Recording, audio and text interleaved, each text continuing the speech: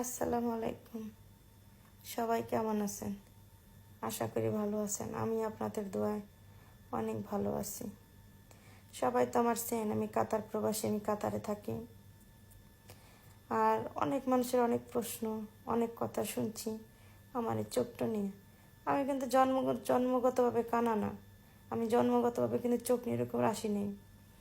আমি ছোটোবেলা, আমার যখন 10-12 বছর বয়স, আমি এক খেলতে যেয়ে আমার চোখটি এরকমের এক অ্যাক্সিডেন্ট হয়েছে।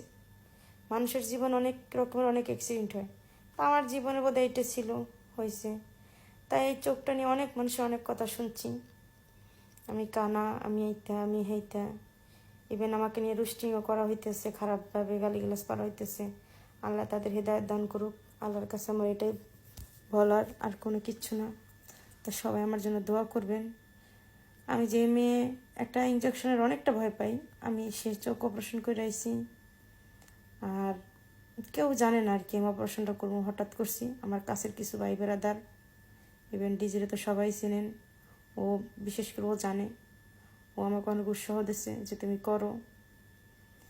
তাই আমার মাও জানে। আজকে ফোন দিছি মার কাছে, অনেক কান্না করতেছে, বলতেছে যে সারাদিন নাকি তার কোনো কিছু ভালো লাগে নাই।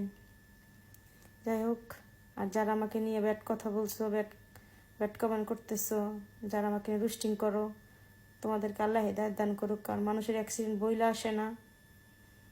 তাই ইনশাল্লাহ সবাই আমার জন্য দোয়া করবা, সবাই যাতে আমি যাতে সুস্থ হয়ে যাই আর কি। আর আমার ভাই বোনেরা যারা আমার কাছে ছিল, আমার পাশে ছিল, তোমাদের কাছে আমি অনেক ঋণী রয়ে গেলাম, বুঝছো? সবাই দোয়া করবা আমার লেগে।